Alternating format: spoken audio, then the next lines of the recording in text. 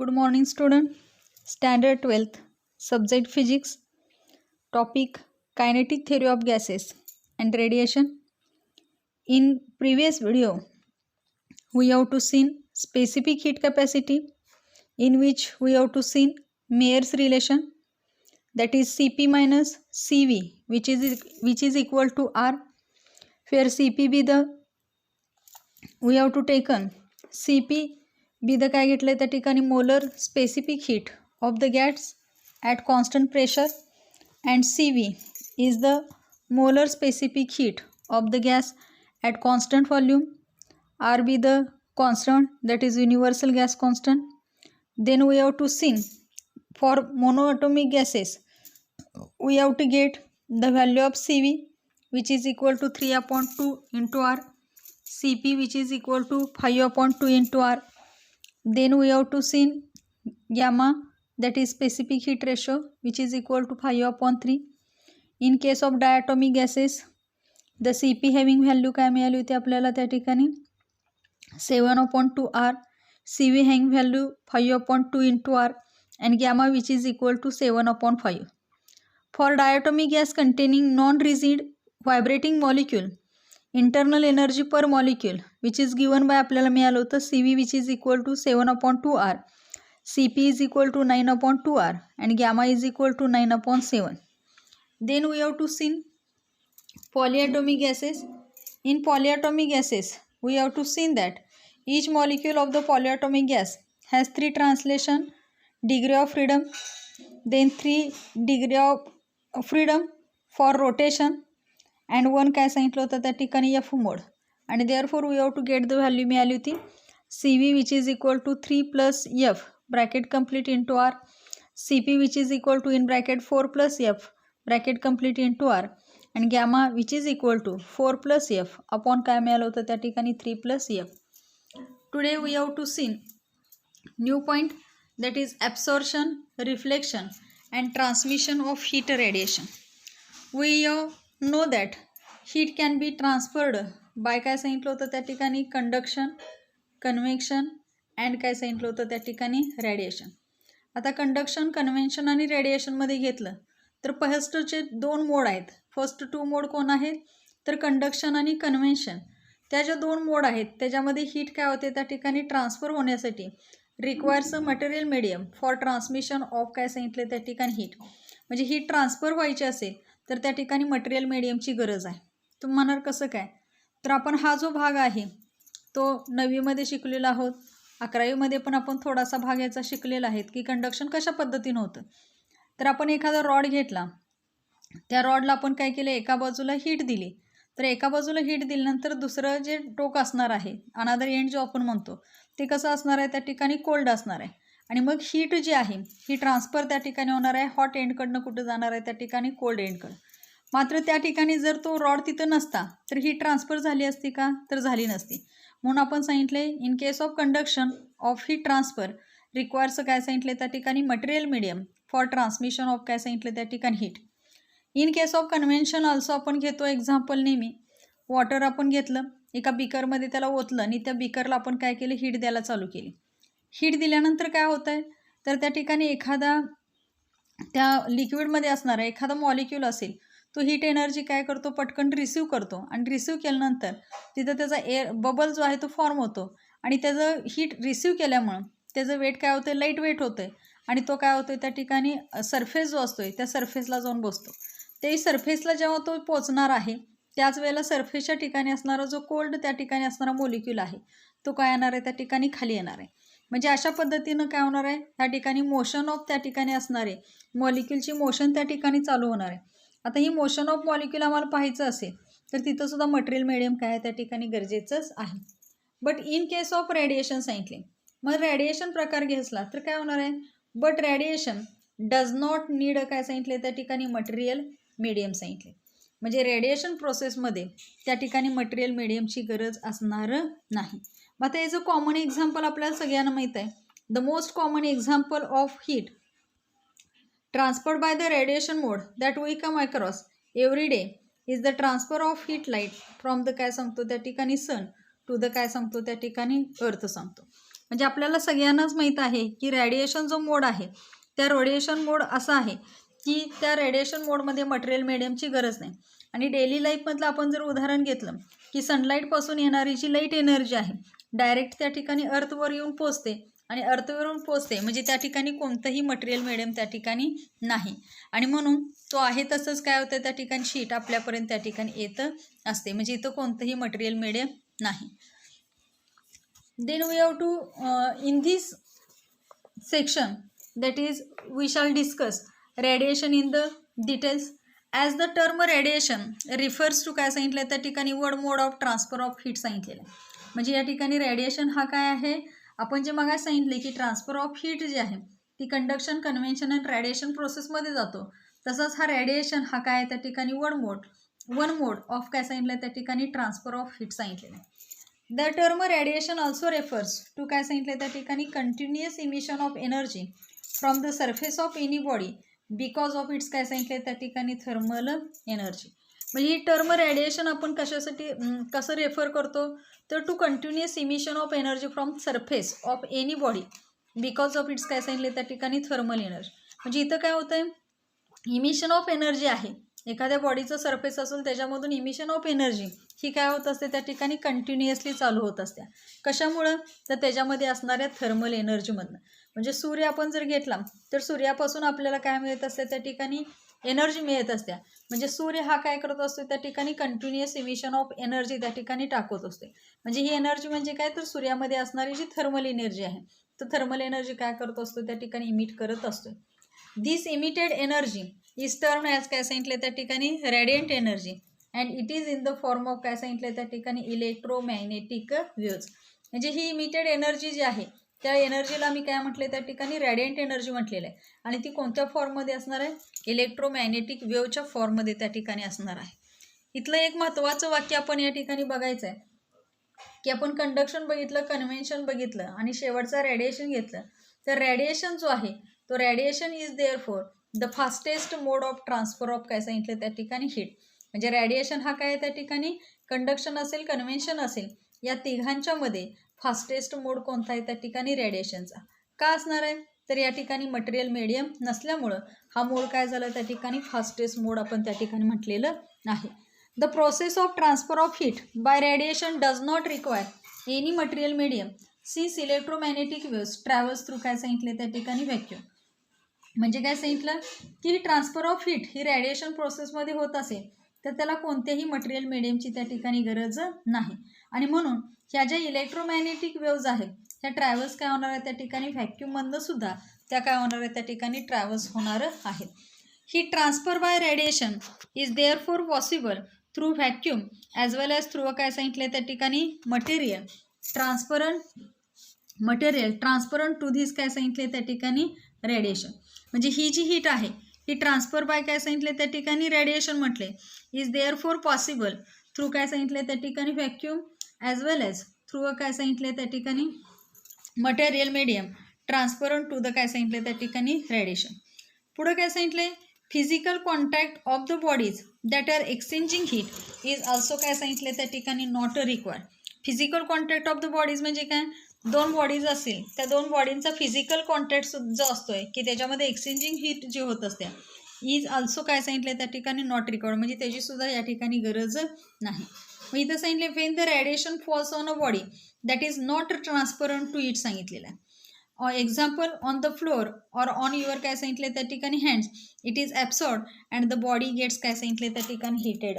आता इथं काय सांगितलं एक्सचेंज अँड हीट त्या ठिकाणी नॉट रिक्वायर्ड सांगितलेलं आहे. मग आम्हाला काय सांगितलं Wien the radiation falls on काय सांगितलं त्या ठिकाणी बॉडी. म्हणजे आपल्याला काय केलं शरीरावर ही जी रेडिएशन म्हणजे सनलाईट एनर्जी जर त्या ठिकाणी पडली दॅट इज नॉट काय सांगितलं त्या ठिकाणी ट्रान्सपरंट, म्हणजे ती ट्रान्सपरंट नाही आहे.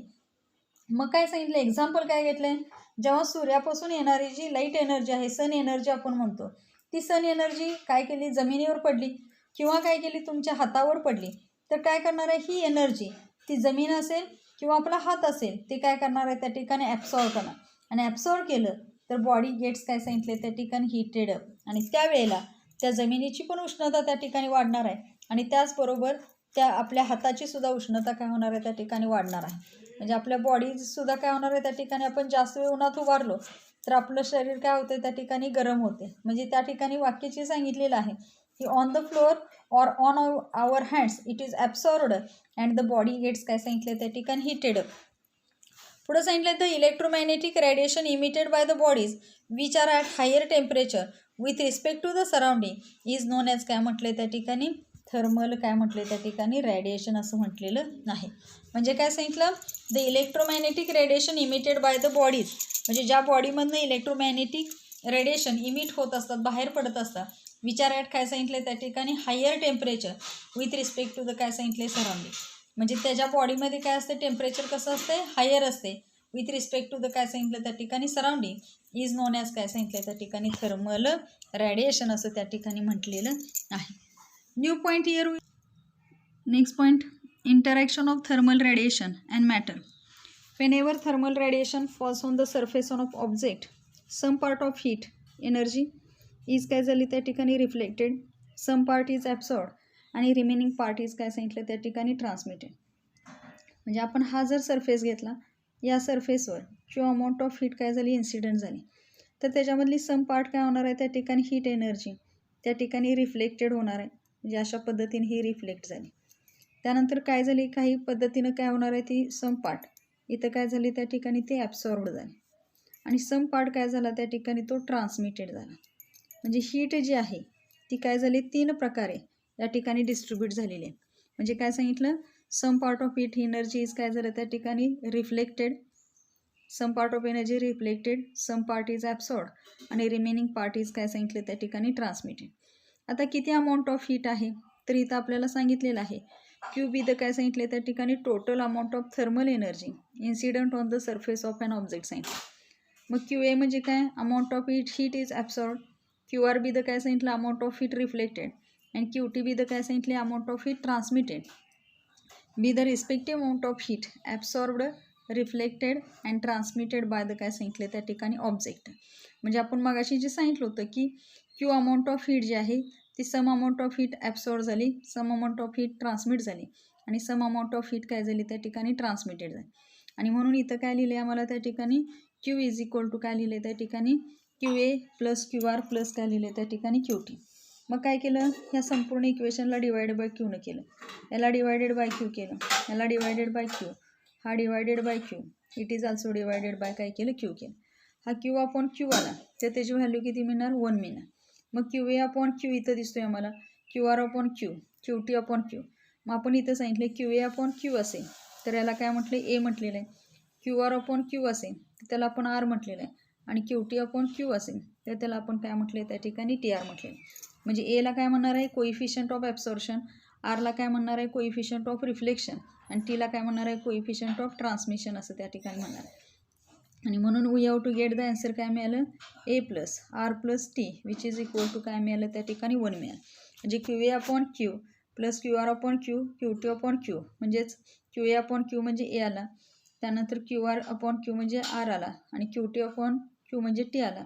म्हणून A plus R plus T is equal to काय मिळालं त्या ठिकाणी 1 हे इक्वेशन आम्हाला मिळालेलं आहे. आता याच्यावरून काय करणार आहे आपण कोइफिशियंट ऑफ ॲब्सॉर्प्शनची डेफिनेशन इथं सांगितलेली आहे. Coefficient of absorption or absorptive power of or absorptivity असं म्हटलेलं. म्हणजे कोइफिशियंट ऑफ ॲब्सॉर्प्शनलाच दुसरं नाव आहे ॲब्सॉर्प्टिव्ह पॉवर किंवा ज्याला म्हटलेलं आहे ॲब्सॉर्टिव्हिटी असं म्हटलेलं आहे. Which is denoted by the letter कुठला सांगितलं ए सांगितलं आणि म्हणून त्याची डेफिनेशन काय सांगितलं द रेशो ऑफ काय सांगितले amount of heat absorbed to काय सांगितले त्या ठिकाणी total quantity of heat incident is called as काय म्हटले त्या ठिकाणी कोइफिशियंट ऑफ ॲब्सॉर्प्शन. म्हणजे मागाशी जे सांगितलं होतं आपण ए विच इज इक्वल टू काय सांगितलं होतं त्या ठिकाणी क्यू ए अपॉन काय सांगितलं होतं त्या ठिकाणी क्यू. क्यू ए म्हणजे काय सांगितलं होतं त्या ठिकाणी की अमाऊंट ऑफ हीट जी आहे ती ॲब्सॉर्ब्ड झालेली आहे. म्हणजे अमाऊंट ऑफ हीट ॲब्सॉर्ब म्हणून त्याला क्यू ए असं म्हटलं आणि अपॉन क्यू म्हणजे काय तर total quantity of heat incident is called as काय म्हटले त्या ठिकाणी कोइफिशियंट ऑफ ॲब्सॉर्प्शन असं आपण त्या ठिकाणी म्हटलेलं आहे.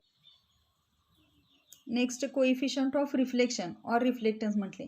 मग काय सांगितले the ratio of amount of radiant energy reflected to the total energy incident is called as काय म्हटले त्या ठिकाणी कोइफिशियंट ऑफ रिफ्लेक्शन असं म्हटलं. म्हणजे इथं आपण काय सांगितलं रिफ्लेक्शन म्हणजे आर घेतला विच इज इक्वल टू काय सांगितलं होतं त्या ठिकाणी क्यू आर अपॉन काय सांगितलं त्या ठिकाणी क्यू सांगितलं. क्यू आर म्हणजे काय, amount of radiant energy reflected to the काय सांगितलं त्या ठिकाणी total energy incident on it, which is known as काय म्हटलं कोइफिशियंट ऑफ रिफ्लेक्शन, आणि it is denoted by the letter काय सांगितलं त्या ठिकाणी आरनं सांगितलेलं आहे. देन नेक्स्ट घेणार आहे कोइफिशियंट ऑफ काय सांगितलं त्या ठिकाणी ट्रान्समिशन. मग कोइफिशियंट ऑफ ट्रान्समिशन म्हणजे आपण टीनं दाखवतो, T which is equal to काय म्हणतो आपण त्या ठिकाणी क्यू टी अपॉन काय सांगितलं त्या ठिकाणी क्यू, म्हणजे काय ratio of amount of radiant energy transmitted to the काय सांगितलं त्या ठिकाणी total energy incident is called as काय म्हटलं त्या ठिकाणी कोइफिशियंट ऑफ ट्रान्समिशन. म्हणजे क्यूटी म्हणजे काय amount of radiant energy transmitted, आणि क्यू म्हणजे काय total energy incident on it. हा जो रेशो आहे ह्या रेशोला आपण काय म्हणणार आहे त्या ठिकाणी कोइफिशियंट ऑफ ट्रान्समिशन असं त्या ठिकाणी म्हटलेलं आहे. आता पुढं सांगितले सिन्स ऑल थ्री क्वांटिटीज म्हणजे कुठल्या coefficient of absorption, coefficient of reflection आणि coefficient of transmission are ratios of the काय सांगितले त्या ठिकाणी थर्मल एनर्जीज, दे आर काय सांगितले त्या ठिकाणी डायमेन्शनलेस क्वांटिटी. का डायमेन्शनलेस क्वांटिटी आहे, कारण आपण काय सांगितलं त्या ठिकाणी क्यू आर अपॉन काय घेतलं क्यू घेतलं, विच इज इक्वल टू काय मिळालं आर मिळालं. हा क्यू म्हणजे पण अमाऊंट ऑफ हीटच आहे, हा क्यू म्हणजे अमाऊंट ऑफ हीटच आहे, म्हणजे ह्या दोन्ही काय त्या ठिकाणी सिमिलर क्वांटिटी आहे, सारखे आहेत, म्हणून त्याला आपण काय म्हटलं त्या ठिकाणी दे आर काय सांगितले त्या ठिकाणी डायमेन्शनलेस क्वांटिटी असं त्या ठिकाणी सांगितलेलं आहे. पुढं सांगितलेलं आहे इफ काय सांगितलं त्या ठिकाणी आर इज इक्वल टू 0 म्हणजे कोइफिशियंट ऑफ रिफ्लेक्शन काय झाला 0 झाला, कोइफिशियंट ऑफ ॲब्सॉर्प्शन ऑल्सो काय झाला 0 झाला. Then T R is equal to 1 सांगितलं, म्हणजे मगाशी आपण रिलेशन बघितलं होतं ए प्लस काय घेतलं होतं R plus T which is equal to काय आलं 1 आलं. एच व्हॅल्यू 0 प्लस आरची value 0 plus T is equal to काय आलं 1 आलं, म्हणजे ही क्वांटिटी 0 आली तर आम्हाला T is equal to value काय मिळणार 1, जे आम्ही इथं बघितलेले. म्हणजे काय सांगितलं if R is equal to 0, A is equal to 0, then T R is equal to काय सांगितलं 1. All the incident energy is transmitted through the काय सांगितलं त्या ठिकाणी object, that is it is काय सांगितलं त्या ठिकाणी परफेक्ट काय सांगितलं त्या ठिकाणी ट्रान्समिटर. म्हणजे तो कसा असणार आहे परफेक्ट ट्रान्समिटर असणार आहे, कारण तो काय झाला त्या ठिकाणी बॅड ॲब्सॉर्बर झाला, बॅड रिफ्लेक्टर झाला, म्हणून तो गुड काय झाला त्या ठिकाणी ट्रान्समिटर झालेला आहे, म्हणून त्याला परफेक्ट ट्रान्समिटर असं म्हटलेलं आहे. The object is said to be completely transparent to the काय सांगितलं त्या ठिकाणी रेडिएशन. पुढं सांगितलं substance through which heat radiation can काय सांगितले त्या ठिकाणी पास, म्हणजे जे सबस्टन्सेस आहेत त्याच्यामधनं हीट रेडिएशन काय झाले त्या ठिकाणी पास झाले, तर त्याला आपण काय म्हणणार त्या ठिकाणी डायथर्मॅनस सबस्टन्सेस असं म्हणणार आहे. म्हणजे वाक्य काय सांगितले बघा substances through which heat radiation can काय सांगितलं त्या ठिकाणी पास, त्याला आपण डायथर्मॅनस सबस्टन्सेस असं म्हणणार. आता डायथर्मॅनस सबस्टन्सेसच्या बाबतीत जे आपण मगाशी घेतलं होतं की ट्रान्समिशन जे आहे ते ट्रान्समिशन 0 असणारं नाही, म्हणून काय सांगितले diathermanous body is neither a good absorber nor काय सांगितलं त्या ठिकाणी गुड रिफ्लेक्टर, म्हणजे तो गुड ॲब्सॉर्बर बी असणार आणि गुड रिफ्लेक्टर पण असणार नाही, म्हणजे ट्रान्समिशनची व्हॅल्यू तिथं 0 असता कामा नाही. पुढं सांगितलं एक्झाम्पल्स ऑफ डायथर्मॅनस सबस्टन्सेसची कोणती सांगितलेत, ग्लास आहे, क्वार्टज आहे, सोडियम क्लोराईड आहे, हायड्रोजन आहे, ऑक्सिजन आहे, ड्राय एअर आहे, ही सगळे एक्झाम्पल्स कोणाचे आहेत त्या ठिकाणी डायथर्मॅनस सबस्टन्सेसचे आहे. पुढं सांगितले on the other hand if T R is equal to 0 सांगितलं आणि A plus R is equal to काय सांगितलं त्या ठिकाणी 1, म्हणजे इथं आता काय झालं ट्रान्समिशनची व्हॅल्यू 0 झाली आणि कोइफिशियंट ऑफ ॲब्सॉर्प्शन आणि कोइफिशियंट ऑफ रिफ्लेक्शनची व्हॅल्यू किती आहे त्या ठिकाणी तर दोघांची सम केली तर त्याची व्हॅल्यू 1 आली, तर सांगितले the object does not transmit any radiation, म्हणजे टीची व्हॅल्यू 0 असल्यामुळं तो काय झाला त्या ठिकाणी आता पुअर ट्रान्समिटर झाला आणि it is said to be opaque to the काय सांगितले त्या ठिकाणी रेडिएशन म्हणून सांगितलेलं आहे. म्हणजे काय सांगितलं जेव्हा ट्रान्समिशनची व्हॅल्यू 0 असते तेव्हा ए प्लस आर म्हणजे coefficient of absorption plus coefficient of reflection हा किती असणार आहे त्या ठिकाणी 1 असणार आहे, म्हणजे तो जो ऑब्जेक्ट आहे तो ट्रान्समिट कोणतंही रेडिएशन त्यातनं ट्रान्समिट करू शकणार नाही. पुढे सांगितले substances which are largely opaque to thermal radiation that is do not transmit काय सांगितले त्या ठिकाणी heat radiation incident on them सांगितले. म्हणजे काय सांगितलं जे सबस्टन्सेस आहेत लार्जली कसे आहेत त्या ठिकाणी ओपेक्यू म्हणजेच काय do not transmit heat radiation incident on them, म्हणजे त्याच्यावर हीट रेडिएशन इन्सिडंट झाल्यावर सुद्धा ते ट्रान्समिट करत नसतील तर त्याला काय म्हणणार आहे me it is known as काय म्हणणार आहे ॲथर्मॅनस सबस्टन्सेस असं म्हणणार आहे. मग ॲथर्मॅनस सबस्टन्सचे एक्झाम्पल सांगितलेले आहेत कोणते आहेत वॉटर असेल, वूड असेल, आयर्न असेल, कॉपर असेल, मॉइस्ट एअर असेल, बेन्झिन असेल, ही सगळी एक्झाम्पल कोणाचे त्या ठिकाणी ॲथर्मनस सबस्टन्सेसची आम्हाला पाहायला मिळालेली आहे. नेक्स्ट पॉईंट अपमध्ये आपण घ्यायला लागलो. इथं काय सांगितलं आहे, if TR is equal to 0, A is equal to काय सांगितलं 0, then R is equal to काय सांगितलं त्या ठिकाणी 1 सांगितलं. म्हणजे मगाचं रिलेशन काय सांगितलं, A plus R plus T is equal to काय सांगितलं होतं 1. इथं आता Tची व्हॅल्यू काय झाली 0 झाली, Aची व्हॅल्यूसुद्धा काय झाली 0 झाली. मग आम्हाला व्हॅल्यू काय मिळाली, R इज इक्वल टू काय मिळालं त्या ठिकाणी 1 मिळालं. म्हणजे आता ही बॉडी जी आहे, all the incident radiation is reflected by the काय येणार आहे ऑब्जेक्ट. म्हणजे एखाद्या ऑब्जेक्टवर जर light amount of energy heat त्याच्यावर इन्सिडेंट झाली तर टोटल अमाऊंट ऑफ हीट जी आहे ती सगळीच्या सगळी काय होणार आहे, रिफ्लेक्ट होणार. का रिफ्लेक्ट होणार, कारण इथं ट्रान्समिशनसुद्धा कसं आहे 0 आहे आणि ॲब्सॉर्प्शन ऑल्सो कसं आहे त्या ठिकाणी 0 आहे. म्हणजे ही जी बॉडी असणार आहे ती गुड कशी असणार आहे त्या ठिकाणी रिफ्लेक्टर असणार आहे, मात्र पुअर कशी असणार आहे त्या ठिकाणी ॲब्सॉर्बर अँड पुअर काय असणार आहे त्या ठिकाणी ट्रान्समिटर असणार आहे. म्हणजे जर बॉडी पुअर काय गुड रिफ्लेक्टर असेल तर ती पुअर ॲब्सॉर्बर आणि पुअर काय असणार आहे त्या ठिकाणी ट्रान्समिटर असणार आहे. त्यानंतरच आपण घेतलं की पुढं पॉईंट सांगितलेला इफ सांगितलेला आहे. इफ काय सांगितलं आहे, R इज इक्वल टू काय सांगितलं त्या ठिकाणी 0, TR is equal to 0, then A is equal to काय सांगितलं 1. म्हणजे आता इथं काय सांगितलं, जेवढी incident energy light incident amount of energy incident on the object झालं तर त्याच्यामध्ये रिफ्लेक्शनचा रेट किती असणार आहे 0, ट्रान्समिशनचा रेट 0 असणार आहे, मात्र ॲब्सॉर्प्शनचा रेट कसा आहे त्या ठिकाणी 1 आहे. म्हणजे इतर सगळे अमाऊंट ऑफ हीट ती बॉडी काय करणार आहे, ॲब्सॉर्ब करून घेणार.